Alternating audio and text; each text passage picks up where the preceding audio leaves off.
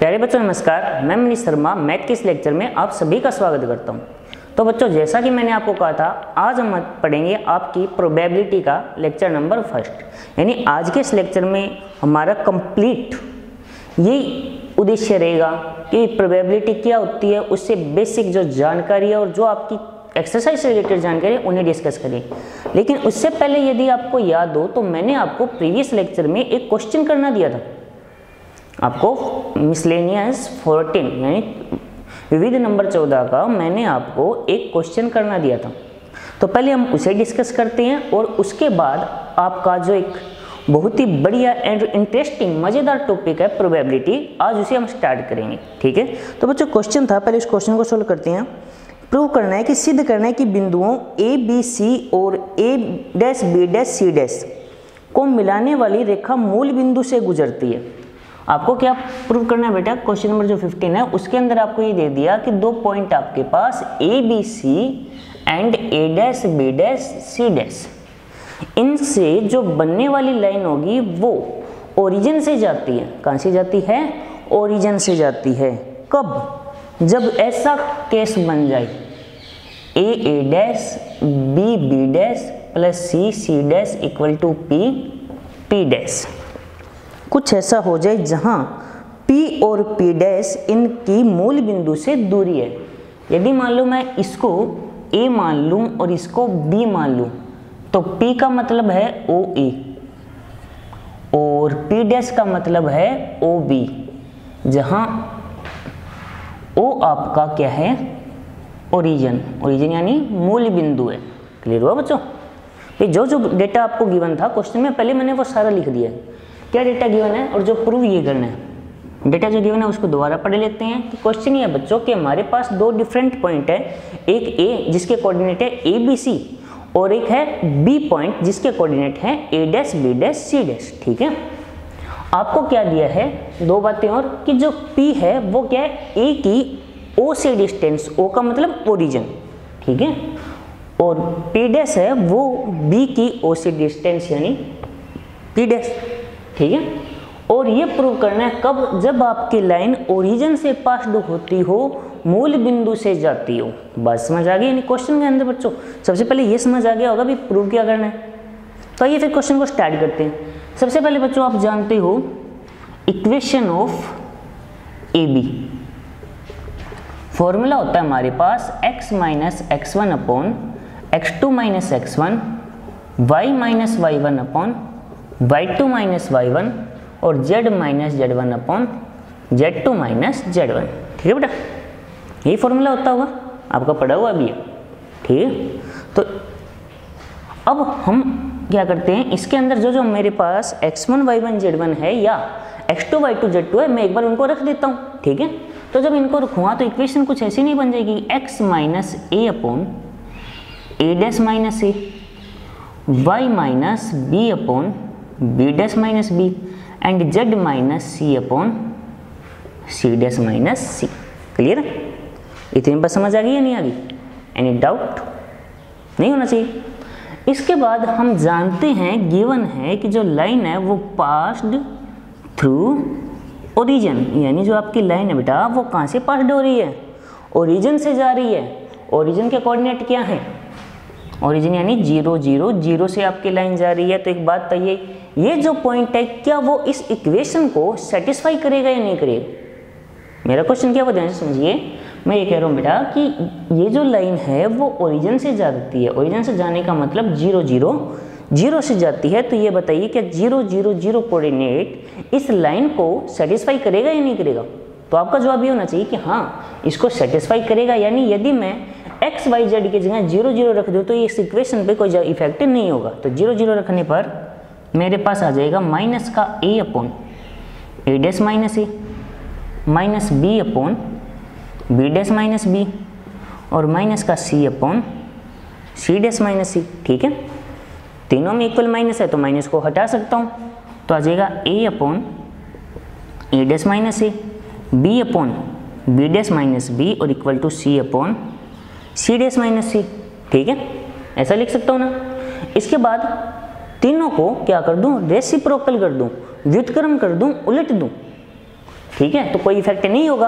यानी यदि मैं इसे a dash minus a upon a, b dash minus b upon b equal to c dash minus c upon c use करूं तो क्या इक्वेशन पे कोई इफेक्ट होगा? कोई इफेक्ट नहीं होगा। अब इसे मैं क्या लिख सकता हूं बच्चों? इसे लिख सकता हूं a dash upon a minus 1, यदि मैं अलग अलग करके लिखता हूं b dash upon b minus 1 और c dash upon c minus का 1। कुछ ऐसा रिजल्ट मैं बना सकता हूं। बात समझ आई या नहीं आई? कोई डाउट है तो बच्चों बता सकते हो आप मुझे, कोई डाउट है तो बता सकते हो। फिर 1 1 1 को कैंसिल कर दूं तो क्या आ जाएगा मेरे पास a dash upon a equal to b dash upon b equal to c dash upon c। तो बच्चों एक रूल होता है जो आपको याद रखना है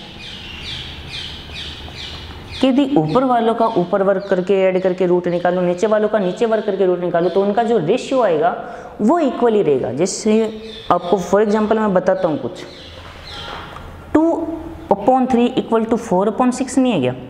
इस पर एक रिजल्ट लगाता हूँ मैं, ध्यान से समझो कि 2 + 4/3 + 6, तो यह बेटा 6/9, क्या इनका रेशियो इनके इक्वल नहीं है क्या? रेशियो इक्वल रहता है, तो ये रूल अप्लाई यहाँ पे किया जा सकता है। तो यहाँ पे बस मैं यही रूल अप्लाई करूँगा, मैं ऊपर वालों का वर्ग इस तरीके से ये रूल भी अप्लाई किया जा सकता है कि a dash square plus b dash square plus c dash square upon root के अंदर आ जाएगा a square plus b square plus c square. अब आप जानते हो ये किसके इक्वल है? p डैश के, और नीचे वाली वैल्यू p के इक्वल है। आप यहाँ से दे सकते हो कि जब इसकी, यहाँ से मैं वैल्यू लिख ही देता हूँ, चलो ये हो जाएगा a square plus b square plus c square, और आपका यहाँ पे p डैश हो जाएगा रूट के अंदर a dash square plus b dash square plus c dash square, कुछ ऐसा। ठीक है, ऐसी वैल्यू बच्चों आपके पास आ जाएगी। ठीक है, तो मेरे पास जो रिजल्ट है वो आया a dash upon a equal b dash upon b equal c dash upon c equal to p dash upon p। यहाँ से बच्चों यदि a डैश की वैल्यू निकालता हूँ तो मेरे पास क्या आ जाएगा? a p dash upon p, b dash की वैल्यू आ जाएगी b p dash upon p, और c डैश की वैल्यू मेरे पास आ जाएगी c p dash upon p। Clear है? यानी इनको उधर मल्टीप्लाई में ले जा सकता हूँ, कर सकता हूँ ना।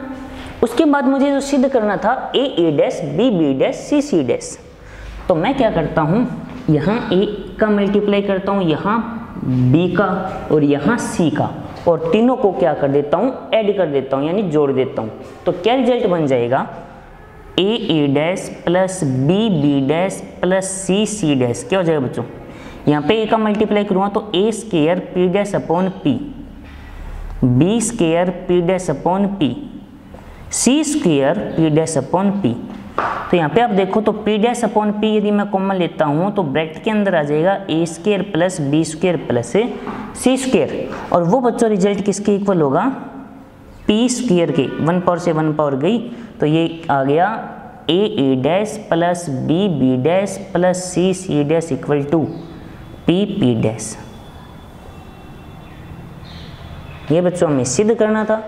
क्वेश्चन आपके सामने कंप्लीट सोल्व किया हुआ है। थोड़ा सा आपको भी जो माइंड यूज करके जो ट्रिक लगानी है सिर्फ, हाँ ये एक जो लाइन है, यदि ये स्टेप आपके दिमाग में रह जाता है तो फिर इस क्वेश्चन में मेरे हिसाब से ऐसा कुछ नहीं है जो दिक्कत वाला काम हो, ये जहाँ पे आपको कन्फ्यूजन हो या जहाँ पे आपको कोई नई चीज़ समझनी पड़ी। ठीक है, रिपीट कर देता हूँ इस क्वेश्चन को एक बार, होमवर्क क्वेश्चन को आपके।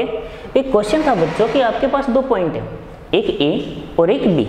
a के कोऑर्डिनेट हैं a b c और b के कोऑर्डिनेट हैं a dash b dash c dash. ठीक है, और p और p डैश जो है वो इनकी डिस्टेंस है, दूरी है मूल बिंदु यानी ओरिजिन से।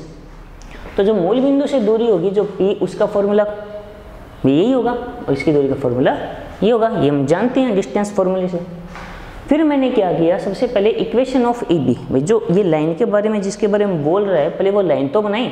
तो सबसे पहले मैंने इक्वेशन का फॉर्मूला लिख दिया, x1 y1 z1 और x2 y2 z2 की वैल्यू पुट की, यहाँ तक कोई डाउट नहीं होना चाहिए।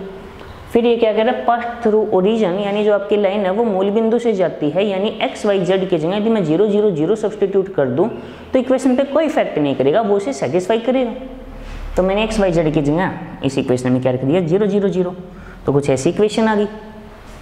सबसे पहले माइनस साइन को हटाया, ये आया। फिर रेसिप्रोकल कर दिया सबका, ये रिवर्स कर दिया, ठीक है। फिर इनको क्या किया, अलग अलग किया, तो कुछ ये इक्वेशन आएगी, -1 सभी के अंदर है, कैंसिल कर दो, ये आ गई। फिर हमें क्या करना था, इनको रिलेटेड करना है P और P' से।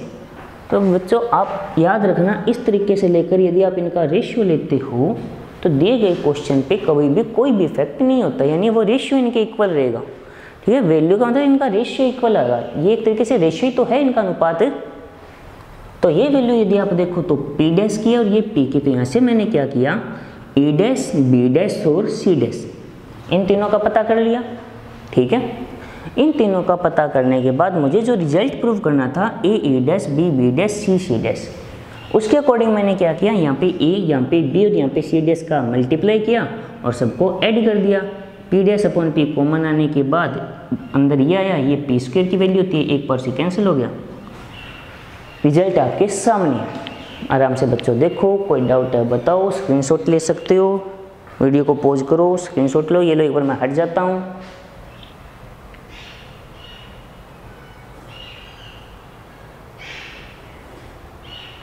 ठीक है बच्चों, स्क्रीनशॉट लेकर रख लिया होगा। तो इसी के साथ बच्चों आपका जो 14 चैप्टर है वो समाप्त हुआ, ठीक है। आइए अब आगे प्रोबेबिलिटी स्टार्ट करते हैं, जो आपका लेक्चर नंबर 1 है आज का।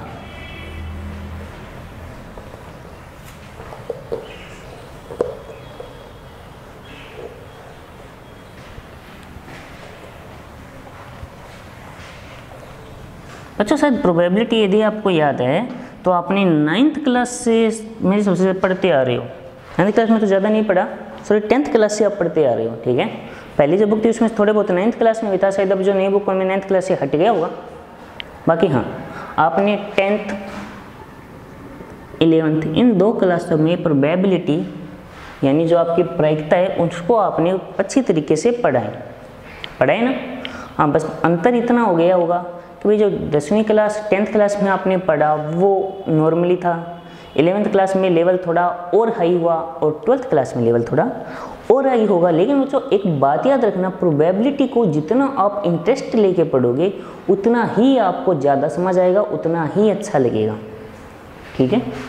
तो प्रोबेबिलिटी की डेफिनेशन क्या होती है वो आप सब जानती हो, भाई सब जानते हो नहीं जानते हो, सभी जानते हो। भाई कोई भी इवेंट है या कोई भी आप कर रहे हो प्रैक्टिकल, उससे कि जो कंडीशन है मतलब क्या क्या उसकी संभावनाएं है, कितनी बात हो सकती है, वो सब कंडीशन आपकी उसकी प्रोबेबिलिटी बोली जाती है, ठीक है।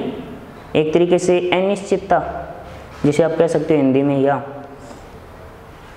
जैसे मतलब क्लियरली फिक्स ना बोला जा सके, वो प्रोबेबिलिटी होती है, उसकी जो एक संभावना है, जो भी पॉसिबिलिटीज़ है, ठीक है। वो बच्चों सब आपकी डेफिनेशन पढ़ी हुई है। प्रोबेबिलिटी क्या क्या क्वालिटी होती हैं वो सब आप जानते हो, क्या क्या फॉर्मूले होते हैं। जैसे मान लो कोई भी इवेंट है ए, उससे जैसे उसके टोटल कंडीशन n है और जो पॉसिबल कंडीशन m है, तो उसकी प्रोबेबिलिटी क्या होगी m/n, ये आप जानते ही हो, ठीक है।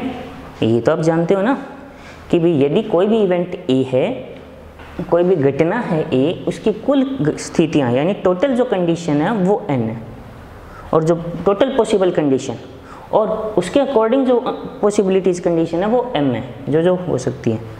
तो इसकी प्रोबेबिलिटी क्या हो जाएगी बेटा m/n, ये फॉर्मूला आप जानते हो। इसके बाद आपने ये भी पढ़ा है कि a बार का फॉर्मूला होता है 1 - PA। ए बार का मतलब ए नोट भी बोला जा सकता है, ए नोट यानी ए नहीं, ठीक है। भाई कोई भी आप बच्चों इवेंट कर रहे हो, कोई भी एक पॉसिबिलिटी है, जैसे मैं ये बोल रहा हूँ कि आज बारिश होगी, तो कोई ज़रूरी है? मैं ये बोल रहा हूँ कि आज बारिश होगी, क्या ज़रूरी है क्या? मैं तो मेरे को लगा कि बादल है, हो सकती है, पर कोई ज़रूरी तो नहीं है। पॉसिबिलिटी जो दोनों हो भी सकती है और नहीं भी।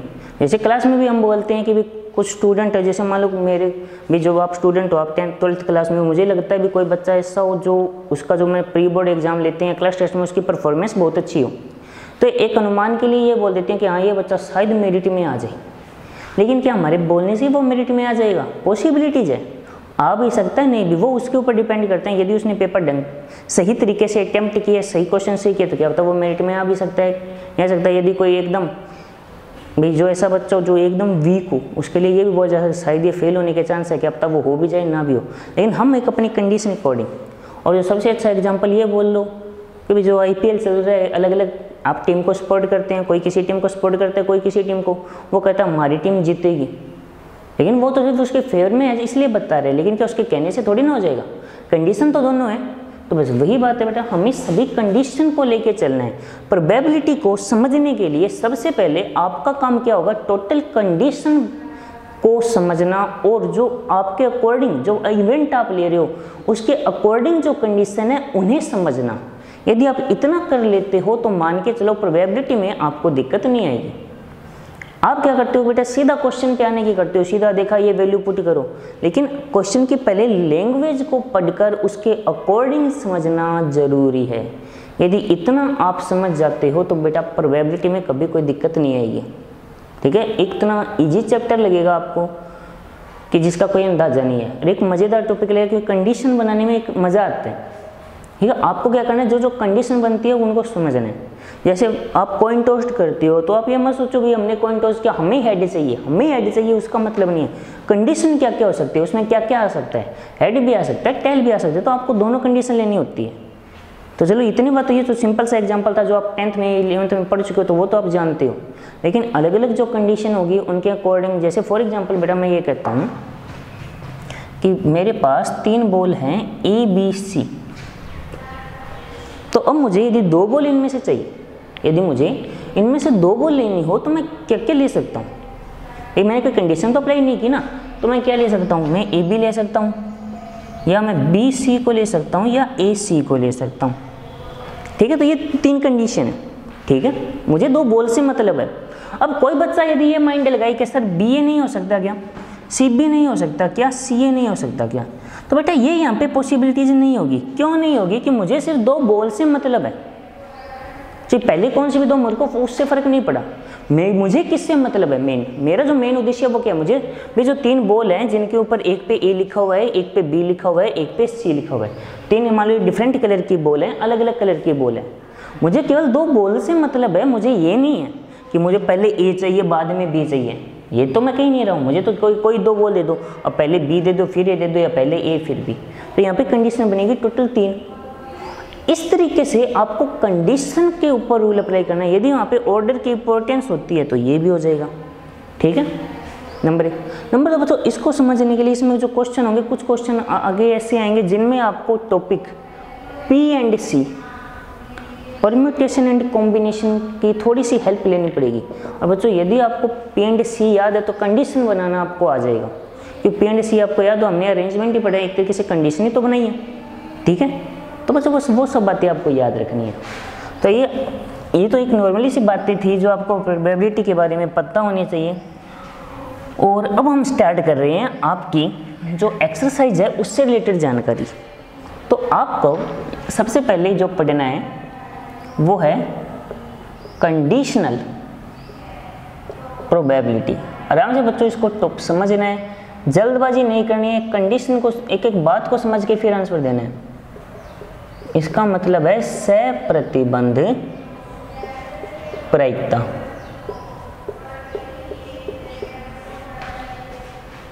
कंडीशनल प्रोबेबिलिटी यानी सहप्रतिबंध प्रायिकता क्या होती है वो समझो। देखो बच्चों, अभी तक आपने जो प्रायिकता पढ़ी है अलग अलग तरीके की, अलग अलग स्थितियों, लेकिन कंडीशनल क्या हो गया।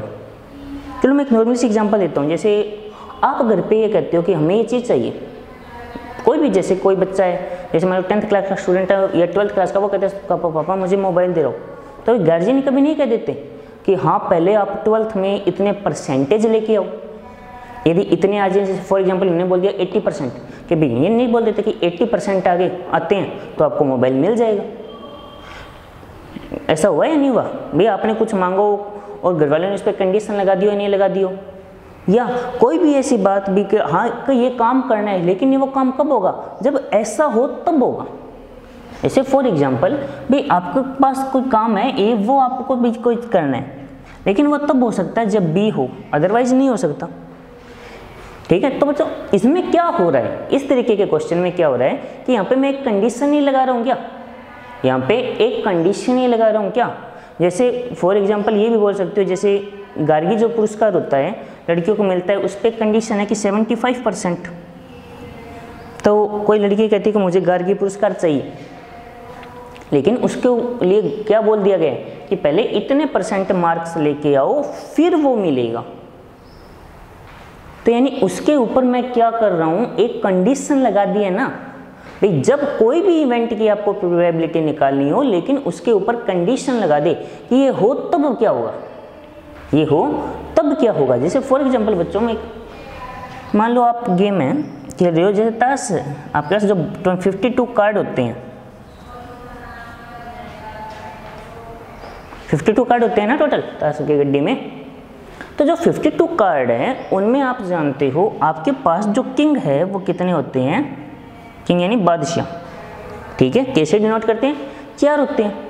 अब सबसे पहले यदि मैं आपको ये बोलूं कि किंग की प्रोबेबिलिटी क्या होगी, भी आपको एक मैं बोल दूं मुझे एक कोई भी एक कार्ड निकाल के दो और उसकी मुझे प्रोबेबिलिटी क्या होगी, तो कोई भी बच्चा वो डायरेक्टली ये बताएगा 4/52, ठीक है, बात समझ आ गई। कोई बच्चा ये बोलेगा, लेकिन अब मैं कंडीशन लगा रहा हूँ, मैं ये बोल रहा हूँ कि किंग तो चाहिए लेकिन रेड कलर का हो, किंग तो होना चाहिए लेकिन किसका होना चाहिए, रेड कलर का होना चाहिए।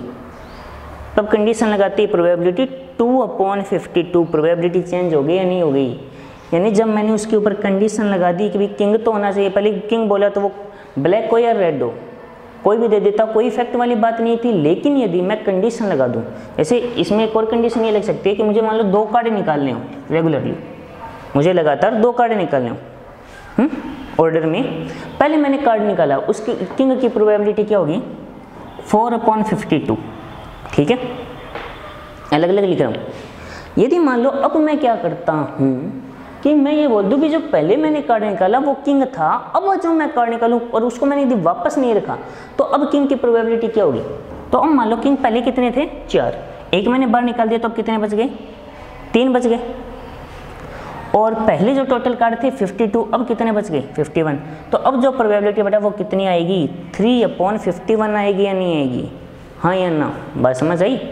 यानी कंडीशनल प्रोबेबिलिटी क्या हो गई कि जब आप कोई भी इवेंट पर कोई कंडीशन लगाकर जब उसकी वो प्रोबेबिलिटी निकालते हो तो उसे हम क्या कहते हैं, कंडीशनल प्रोबेबिलिटी। बात समझ आ गई होगी, कोई डाउट है बच्चों कंडीशनल प्रोबेबिलिटी से? जो आपको इतने मैंने एग्जांपल दिए हैं वो सब के सब कंडीशनल प्रोबेबिलिटी पे ही थे। तो दोबारा बोल रहा हूँ कि जब आपको किसी इवेंट ए की या बी कोई भी इवेंट हो उसकी आपको प्रोबेबिलिटी पता करनी है और उसके ऊपर कोई कंडीशन लगा दी जाए, उसके ऊपर कोई कंडीशन लगा दी जाए तो उसे हम क्या कहते हैं, ए की आपको प्रोबेबिलिटी फाइंड आउट करनी है, ठीक है। और उसके ऊपर जो कंडीशन मैंने लगा दी, कंडीशन बी का मतलब जो हो चुका है या जो गिवन है या दिया हुआ है, बी वो कंडीशन है जो या तो हो चुकी है या गिवन हो, ठीक है।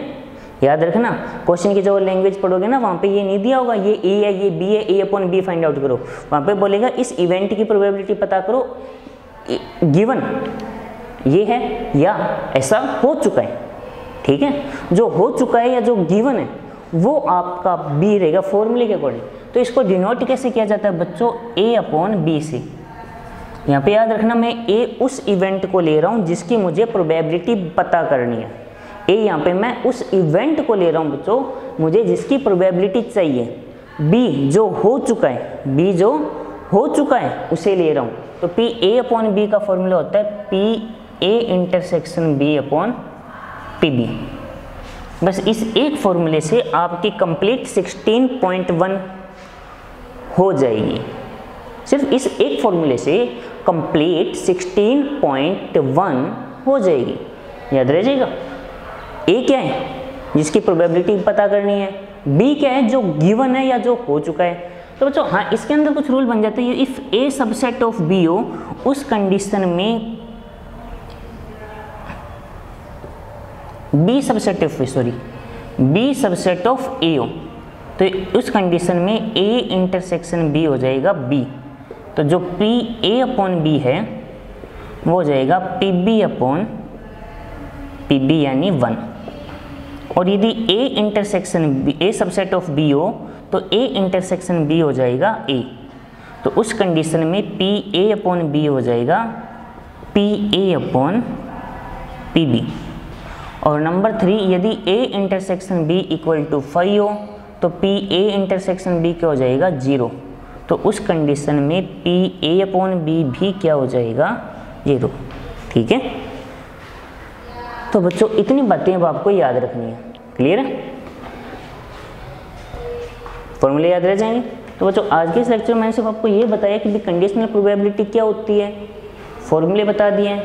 हाँ, इसके क्वेश्चन है तो बच्चों वो हम करेंगे नेक्स्ट लेक्चर में। फॉर्मूला आपको याद करना है, क्वेश्चन करेंगे नेक्स्ट लेक्चर में। ठीक है, तो आज के लेक्चर को यहीं समाप्त करते हैं, बाकी जानकारी नेक्स्ट लेक्चर में। ठीक है बच्चों, तो मिलते हैं नेक्स्ट लेक्चर में फिर।